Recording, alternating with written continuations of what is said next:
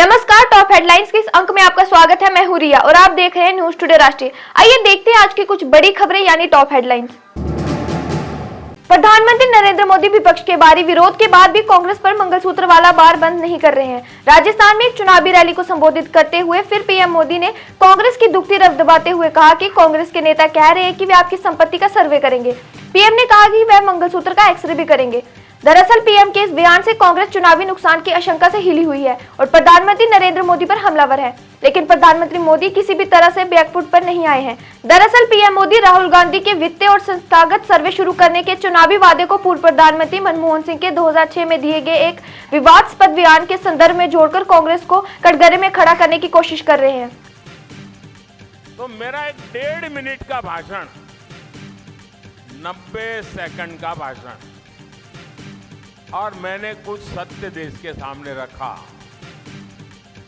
और पूरी कांग्रेस और इंडी गठबंधन में ऐसी भगदड़ मची है, ऐसी भगदड़ मची है।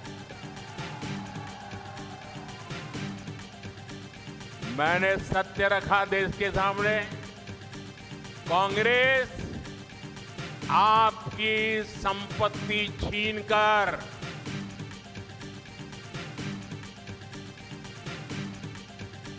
उनके खास लोगों को बांटने की गहरी साजिश रचकर बैठी है। 2-3 दिन पहले मैंने कांग्रेस की इस वोट बैंक की राजनीति, तुष्टीकरण की राजनीति का पर्दाफाश किया था।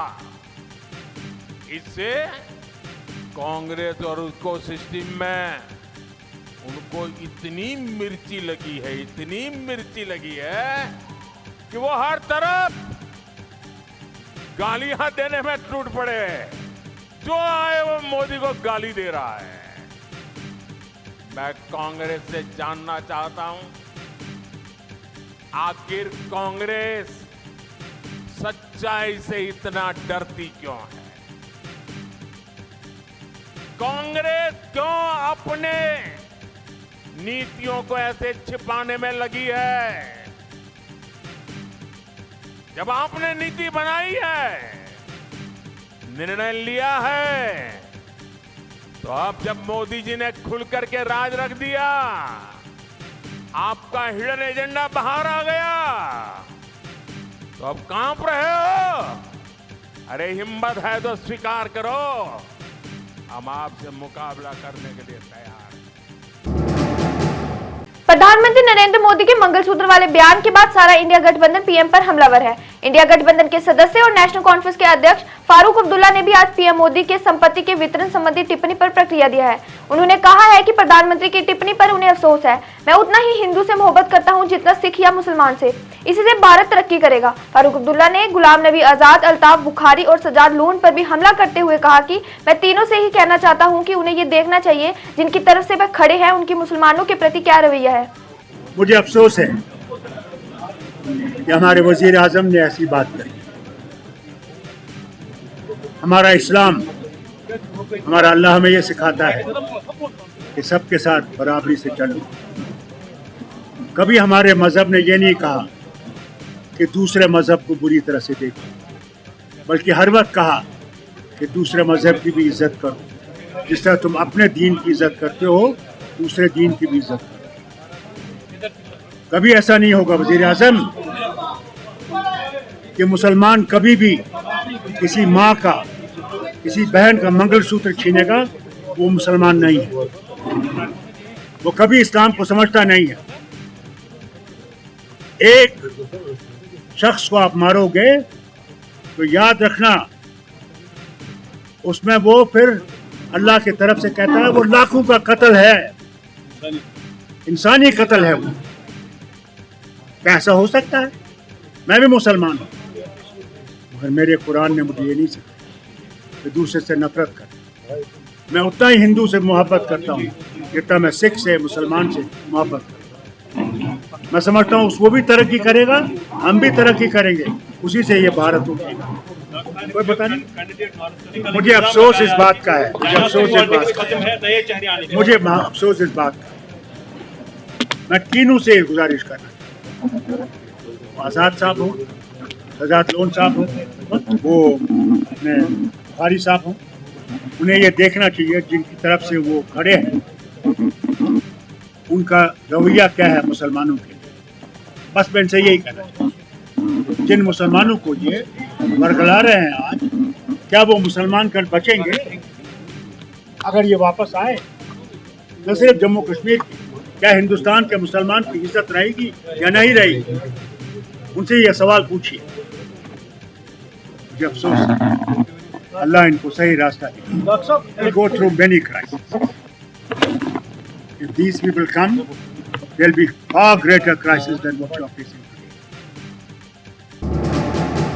फारूक अब्दुल्ला द्वारा सजाद लोन पर मुसलमानों के प्रति रवैये पर पूछे सवाल पर सजाद गनी लोन ने पलटवार करते हुए डॉक्टर फारूक अब्दुल्ला से पूछा कि उनके घर में कितना इस्लाम है और पहले वह अपने घर का इस्लाम ठीक करे। एक पत्रकार वार्ता में फारूक अब्दुल्ला के बयानों पर टिप्पणी करते हुए पीपल कॉन्फ्रेंस के अध्यक्ष सजाद गनी लोन ने कहा कि आज तक मैंने किसी पर निजी टिप्पणी नहीं की है, पर इन दोनों बाप बेटे से जब कोई कुछ पूछता है तो वह उसे किसी की ए या बी टीम बता देते हैं। सजाद लोन ने कहा, इस्लाम अपने घर से शुरू होता है और ये बताएं कि इनके घर में कितना इस्लाम है। मेरी बात सुनिए, आज तक मैंने जो है I have never cross the limit of decency.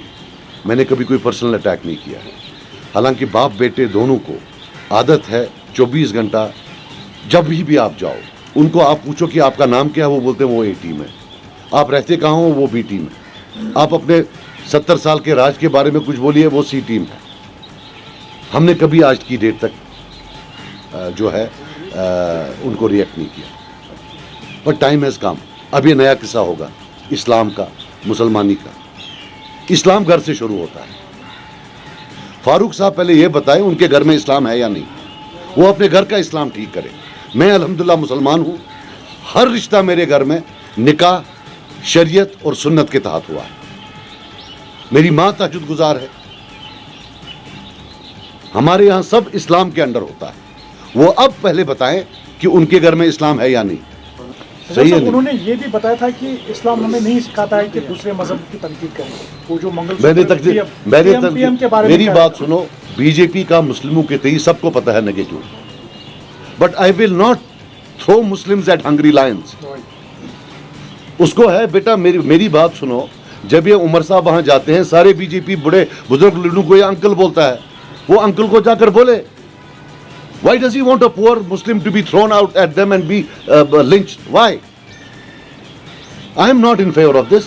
हमने भी झगड़ा किया, 30 साल यहाँ स्ट्रगल हुई, निकला क्या? मैं चाहता हूँ किसी तरीके से हम प्रिजर्व करें अपने मुसलमानों को, चाहे हिंदुस्तान के मुसलमान हो या हमारे यहाँ हमारे इस खित्ते के मुसलमान हो। I don't in any way expect. देखो यार, मेरी बात सुनो, जिनके साथ ये बैठे हैं, कांग्रेस क्या है, वो शिवसेना, आम आदमी, जो इंडिया अलायंस है, प्रॉब्लम उनका है। There is a communalization in their community, not in the Muslim community. ये उनका प्रॉब्लम है। Why are we bringing it at our footsteps? So do you think communal atmosphere has been created in the valley? इससे क्या होगा? इससे तो कोई communal atmosphere, यहाँ 90% मुस्लिम्स है, यहाँ कौन सा कम्युनल एनवायरनमेंट होगा? नहीं। इसको देखो, आज डिजिटल वर्ल्ड है। यहाँ बयान दिया, बिहार वाला देखेगा, अरे अभी तो हम सबको इकट्ठे होना चाहिए। इसलिए मैं बोल रहा हूं, प्लीज आप देखिए कि ये जो बोल रहा है मुसलमानों की मोहब्बत से बोल रहा है या सुपारी जॉब है बीजेपी का। आप ये देखिए पहले। After all, at the end of the day, जो उन्होंने बोला आपने, मैंने नहीं सुना, इसको उत्तर प्रदेश में भी देखा, और है भी बड़ा नाम, एक्स चीफ मिनिस्टर रह चुका है। आई ऑनेस्टली बिलीव दैट, मैंने आज से 2 साल पहले बोला कि पहले उन्होंने कश्मीरी मुसलमानों को बर्बाद किया, अब ये डिजिटल वर्ल्ड में हिंदुस्तानी मुसलमानों को नहीं छोड़ेंगे। वरना आप मुझे बताइए, अभी पहले, इससे पहले 2-3 इश्यूज आए, कम्युनल इश्यूज, मुसलमानों ने रिएक्ट ही नहीं किया। CAA आया, मुसलमानों ने रिएक्ट ही नहीं किया। It did not become an issue. He has been paid सुपारी कि तू इसको इशू बना। आ गया यहाँ, हाँ भाई ये अब मैंने बोला। प्रधानमंत्री नरेंद्र मोदी की कांग्रेस के खिलाफ संपत्ति वितरण पर की गई टिप्पणी को लेकर सियासत गर्मा गई है। फारूक अब्दुल्ला के बाद पीडीपी अध्यक्षा महबूबा मुफ्ती ने भी इस पर प्रतिक्रिया देते हुए भाजपा पर चुनावों में असफलता के डर से हिंदू और मुस्लिम को लड़ाने का आरोप लगाया है। एक चुनावी सभा के बाद पत्रकारों से बात करते हुए महबूबा ने कहा कि भाजपा 400 पार और 370 पार के जो नारे लगा रही थी उसमें वह असफल हो गई है। युवा महंगाई और रोजगार की बात करने वालों के साथ है। ऐसे में भाजपा हिंदू मुसलमान को लड़ाने में जुटा है। समझ रहे हैं कि जम्मू कश्मीर की जो इस मुश्किलात हैं। जो जम्मू कश्मीर में दिल्ली जेल में लाया गया है, अभी भी आपने सुना कि अनंतनाग से, बीकानेर से, पुलवामा से, शोपियां से नौजवानों को गिरफ्तार किया जा रहा है। तो उनकी बात कौन करेगा, कौन करता है? जो जम्मू कश्मीर के इस वक्त मसले मसाइल है, उनकी बात पार्लियामेंट में कौन करेगा? तो ये बात लोगों को धीरे धीरे समझ आ रही है और उनको लगता है पीडीपी ने पिछले 5 साल लगातार जम्मू कश्मीर की मुश्किलात की बात की है और आने वाले वक्त में भी अगर कोई जमात, क्योंकि नेशनल कॉन्फ्रेंस के 3 मेंबर पार्लियामेंट थे पिछले 5 साल, मुझे बताइए कहाँ उनकी कब उन्होंने बात की? अगर बात की पार्लियामेंट के बाहर तो हमने की, अगर मसला उठाया तो हमने उठाया। इससे लोगों को ये एहसास हो रहा है कि पीडीपी ही उनके मसले मसाइल की बात कर सकती है। बहुत बहुत शुक्रिया। लोकसभा चुनाव के बीच जिला राजौरी के थन्ना मंडी में आतंकियों ने ड्यूटी से घर लौटे समाज कल्याण विभाग के एक कर्मचारी की हत्या कर दी। जानकारी के अनुसार आतंकियों की गोली का शिकार बना समाज कल्याण विभाग के junior assistant Mohammad Razak duty से घर लौटे थे और मवेशियों को चारा डाल रहे थे तो उन्हें किसी ने बाहर बुलाया और अपनी गोलियों का शिकार बना डाला। इस आतंकी हमले के बाद सारे इलाके में दहशत का माहौल है। वहीं हमले का पता चलते ही जम्मू कश्मीर पुलिस और भारतीय सेना ने सारे इलाके में आतंकियों की तलाश के लिए अभियान चलाया है। आतंकी हमले में मारे गए मोहम्मद रजाक का आज अंतिम संस्कार कर दिया गया।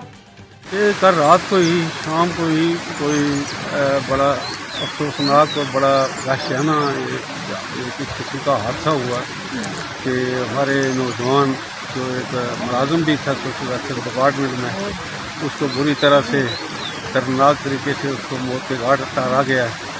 तो हम जो है इस वाक़े की पुरजोर अल्फाज में मरम्मत करते हैं और सरकार से भी ये मांग करते हैं कि ये जो हादसा हुआ है, एक तो लोगों को सिक्योरिटी जो है उसको फुल अप किया जाए और पूरे जो अपनी एजेंसीज हैं उनको भी प्रेस किया जाए ताकि ऐसे हादसे जो हैं वो ना हों। लोगों से भी मैं अपील करता हूँ कि वो सरकार का ताउन दें और अगर कोई उनके जहन में या उनके नोटिस में कोई सस्पिशियस मूवमेंट होती है तो उनको किसी न किसी डायरेक्टली या इनडायरेक्टली बताना चाहिए ताकि ऐसे जो नुकसानात होते हैं इनसे बचा जा सके। क्योंकि मुल्क में अमन है, शांति है तो तरक्की है। हम भी हैं, आप भी हो तो मुल्क भी जो है वो आराम से चल सकता है। जब बदअमनी होगी तो उस बदअमनी से जो है वो ज़िंदगी जो है वो तबाह हो जाती है, लोग सुख और चैन की नींद नहीं सो सकते हैं। तो सरकार से मेरी अपील रहेगी कि इसका जो मुनासिब ज़्यादा से ज़्यादा रिलीफ भी इनके परिवार को दी जाए और उनको मुलाजमत भी इसके जो भी जायज़ वारिस उनके बीवी होगी, बच्चे होंगे, उनको मुनासिब जो है वो नौकरी भी दी जाए और आइंदा भी ये इंश्योर किया जाए कि ऐसे हादसे जो हैं वो कम हों। बाकी लोगों के साथ भी जो है एजेंसीज का तालमेल जो है वो होना चाहिए, है भी है, लेकिन और इसको बढ़ाने की ज़रूरत है और लोगों को भी चाहिए कि वो जो है मुतहिद रहें, इकट्ठे रहें और ऐसे हादसा जो हैं उनको रोकने में सरकार की एजेंसीज की भरपूर मदद करें। डेमोक्रेटिक प्रोग्रेसिव आजाद पार्टी के श्रीनगर लोकसभा सीट से उम्मीदवार आमिर भट्ट ने आज जिला गांदरबल में एक पब्लिक मीटिंग को संबोधित किया। इस अवसर पर आमिर भट्ट ने नेशनल कॉन्फ्रेंस और पीडीपी पर हमला करते हुए कहा कि इन दोनों पार्टियों ने सत्ता में रहते हुए हमेशा गांदरबल की अनदेखी की। डेमोक्रेटिक प्रोग्रेसिव आजाद पार्टी के श्रीनगर लोकसभा सीट से उम्मीदवार आमिर भट्ट ने लोगों से बदलाव के लिए उन्हें वोट देने की अपील की। इस अवसर पर डेमोक्रेटिक प्रोग्रेसिव आजाद पार्टी के जिला अध्यक्ष गांदरबल केसर सुल्तान और पार्टी के अन्य नेता भी मौजूद थे। हमारे साथ इस्तेसाल किया गया है। अगर इस बार हम जैसे नौजवान जिनको पॉलिटिक्स की कोई ज़रूरत नहीं थी या जो किसी भी पॉलिटिकल बैकग्राउंड से नहीं है, हमें क्या ज़रूरत थी सियासत करने की। हमें ये ज़रूरत पड़ी कि अगर हम इस बार भी नहीं निकले तो वही लोग फिर से आएंगे। अगर हम इस बार निकले तो लोगों को साथ देना है। अगर हम ना उम्मीद हुए तो शायद हम अगली बार नहीं आए। देखिए, आज़ाद साहब पे पूरी दुनिया को एतबार है, फ़ख्रे हिंदुस्तान है। हम आज़ाद साहब के सिपाही हैं और आज़ाद साहब पे कोई दाग नहीं है, वैसे ही अल्हम्दुलिल्लाह हम पे भी कोई दाग नहीं है। देखिए, जीत और हार अल्लाह ताला ने लिखी है, मगर अल्हम्दुलिल्लाह जितनी मेहनत हम पिछले 1.5 साल से कर रहे हैं, पूरी उम्मीद है कि इंशाल्लाह 4 जून को हमारी जीत होगी। नहीं, ऐसी कोई बात नहीं है। कांग्रेस भी सेम है और कांग्रेस ने तो कुछ किया ही नहीं है। कांग्रेस को आप मुझे कोई दिखाइए ना कैंडिडेट कहाँ पे है। अगर कांग्रेस का कोई कैंडिडेट होगा तब निशाना बनाएंगे, उनका तो कैंडिडेट भी नहीं है। एतबार से मैं आपका शुक्रिया अदा करता हूँ। आपने ये सवाल पूछा कि जो भी इल्ज़ाम हम पे लगाते थे, ए टीम, बी टीम, सी टीम, अल्हम्दुलिल्लाह वो पहली अनंतनाग रजौरी से आप लोगों के सामने क्लियर हो गया कि ना तो हम ए टीम है, ना बी टीम है, ना सी टीम। और हम जैसे नौजवानों को आज़ाद साहब ने चांस दिया और आपके सामने क्लियर हुआ कि हम किसी टीम का कोई पार्ट नहीं। सबसे पहले बेरोजगारी, डेवलपमेंट, बिजली के फीस, पानी, अगर मैं गिनते रहूंगा ना पूरा दिन लगेगा। डीसी ऑफिस जाने में देरी हो रही है। कांग्रेस नेता अलका लांबा आज जम्मू रियासी लोकसभा सीट से कांग्रेस प्रत्याशी रमन बल्ला के चुनाव प्रचार के लिए जम्मू दौरे पर है। जम्मू में एक चुनावी जनसभा को संबोधित करते हुए अलका लांबा ने केंद्र की भाजपा सरकार पर हमला करते हुए प्रधानमंत्री नरेंद्र मोदी पर मंगलसूत्र वाला बयान देकर लोगों का ध्यान मुद्दे से भटकाने का आरोप लगाया। अलका लांबा ने कहा कि भारतीय जनता पार्टी अपने हार के डर से वोटों का ध्रुवीकरण करने के लिए इस तरह के मुद्दों को भड़का रही है। डबल इंजन की सरकार है ना, यहाँ पर अगर कॉन्फिडेंट है कि उसने जो किया बहुत बेहतर है, लोग खुश हैं, तो फिर चुनाव क्यों नहीं विधानसभा का होने दिया? 6 साल लग गए ना आपको। क्यों सुप्रीम कोर्ट जाना पड़ा? क्यों सुप्रीम कोर्ट को आदेश करना पड़ा कि 2024 में सितंबर तक लोकतंत्र बहाल कराओ, विधानसभा के चुनाव कराओ? और आपने तो उल्टा पूर्ण राज्य का दर्जा छीन लिया जम्मू कश्मीर से। आपने राष्ट्रपति शासन थोपा हुआ है यहाँ पर। दिल्ली से कठपुतली की तरह जम्मू और कश्मीर को आप चला रहे हैं। हम जिसका विरोध करते हैं, हमारा ये मानना है कि लोकतंत्र में लोकतांत्रिक तरीकों से विधानसभा बहाल हो, चुनाव हो, राष्ट्रपति शासन हटे, पूर्ण राज्य का दर्जा जो जम्मू कश्मीर का हक था, जो उसके पास था, उसे मिलना चाहिए। हमारा ये मानना है और हम इसके लिए लड़ाई लड़ रहे हैं और जीतेंगे। भारतीय जनता पार्टी के राष्ट्रीय सचिव सरदार मजिंदर सिंह सिरसा ने दावा करते हुए कहा है कि इस बार कांग्रेस पार्टी 2 अंकों वाली पार्टी बन जाएगी। भारतीय जनता पार्टी के जम्मू कार्यालय में आयोजित एक पत्रकार वार्ता में भाजपा के राष्ट्रीय सचिव सरदार मजिंदर सिंह सिरसा ने कहा कि प्रधानमंत्री नरेंद्र मोदी के नेतृत्व वाली एनडीए की सरकार भ्रष्टाचारियों को जेल में डालने का काम कर रही है। उन्होंने कहा कि प्रधानमंत्री नरेंद्र मोदी ने सिखों की वर्षों पुरानी मांगों को पूरा किया है। सरदार मजिंदर सिंह सिरसा ने कहा कि प्रधानमंत्री ने सिख समुदाय की भावनाओं का हमेशा ख्याल रखा। कांग्रेस पार्टी पर टिप्पणी करते हुए सरदार मजिंदर सिंह सिरसा ने कहा कि कभी हिमालय जैसी बड़ी पार्टी आज छोटे शहर जैसी भी नहीं, और उन्हें लगता है कि इस बार कांग्रेस पार्टी 2 अंकों से ज्यादा सीटें हासिल नहीं करेगी। करने वाले लोग थे, उनको जेलों में डालने का काम देश के प्रधानमंत्री नरेंद्र मोदी जी ने किया है। करतारपुर का लांघा खोलना हो या पूरे देश के अंदर एक राष्ट्रीय दिवस वीर बाल दिवस के रूप में मनाकर पूरे देश को बाबा जोरावर सिंह और बाबा फतेह सिंह जी का इतिहास पढ़ाना हो, देश के प्रधानमंत्री मोदी जी ने किया है। इसलिए हम सब चाहते हैं कि देश के प्रधानमंत्री अब की बार 400 सीटों के साथ जब जीत कर आए तो जम्मू की सीट जब हम तरफा उनका साथ दे, इसके लिए हम अपने साथ लोगों से बातचीत करने के लिए आए हैं। हमें यकीन है कि मोदी जी की जो सिखों के प्रति भावना रही हो, चाहे गुरु तेग बहादुर जी का 400 साला लाल किले पे मनाना हो, चाहे 550 साला गुरु नानक देव जी का मनाना हो, या 350 साला गुरु गोबिंद सिंह पातशाह जी का प्रकाश पुरब मनाना हो, या पंजाबी भाषा को के सीधी नौकरी देने की बात हो, या पंजाबी भाषा से मेडिकल नॉन मेडिकल के टेस्ट पास करने की बात हो, या गतके को एक नेशनल गेम्स में जगह देने की बात हो, ये सारी ऐसी चीज़ें हैं जिससे मैं समझता हूँ कि 75 साल के बाद किसी प्रधानमंत्री ने 60-65 साल के बाद पंजाबियों को, सिखों को, उनकी भावनाओं की कदर की है। और देश के अंदर जैसे आपने देखा, एक तरफ गांधी परिवार है जिनके माता जी का पूरा जोर लगा हुआ है कि कितनी बार उस बेचारे को लॉन्च कर चुके हैं कि किसी तरीके वो लॉन्च हो रहे, और वो है कि वो लॉन्च होने का नाम ही नहीं ले रहे। एक बार 400 सीटें आने वाली ये पार्टी थी, कभी कांग्रेस की 400 सीटें आती थी। हिमालय जितनी बड़ी पार्टी थी, अब बेचारी एक छोटे से शहर जितनी भी नहीं रह गई। और इस बार जो लग रहा है कि 2 डिजिट में भी उनके कैंडिडेट नहीं आएगा। और मैं समझता हूँ आपकी जानकारी के लिए और मेरे जो इधर बैठे इनके लिए भी, ये देश के कांग्रेस के 75 साल के इतिहास में पहली बार होने जा रहा है कि कांग्रेस पार्टी के ही राहुल गांधी, प्रियंका गांधी, सोनिया गांधी जी इस बार ये कांग्रेस को वोट नहीं डालेंगे। आप ध्यान से इस बात को नोट कर लेना। 75 साल में पहली बार होने जा रहा है कि लोग कांग्रेस को वोट नहीं डालेंगे, क्योंकि इन्हीं की सीट के ऊपर जहाँ पे ये रहते हैं वहाँ से कांग्रेस का कैंडिडेट चुनाव नहीं लड़ रहा। मुझे लगता है कांग्रेस का इससे बड़ा पतन नहीं हो सकता। जहाँ कांग्रेस का हेडक्वार्टर हो, जहाँ कांग्रेस की अध्यक्षा का घर हो, जहाँ कांग्रेस के राहुल गांधी का घर हो, जहाँ कांग्रेस की प्रियंका गांधी का घर हो, वहाँ से भी उनका सफाया हो चुका हो और उनका कैंडिडेट वहाँ ना हो, वहाँ भी कोई और पार्टी चुनाव लड़ रही हो, मैं समझता हूँ इससे ज़्यादा पतन। टॉप हेडलाइंस के इस अंक में बस इतना ही। अगले अंक में नए अपडेट के साथ फिर होंगे उपस्थित। और अगर आपने अभी तक हमारे चैनल को सब्सक्राइब नहीं किया है तो कृपया न्यूज टुडे राष्ट्रीय को यूट्यूब पे सब्सक्राइब करें। इसी के साथ हमें दीजिए अनुमति और आप बने रहिए न्यूज टुडे राष्ट्रीय के साथ। धन्यवाद।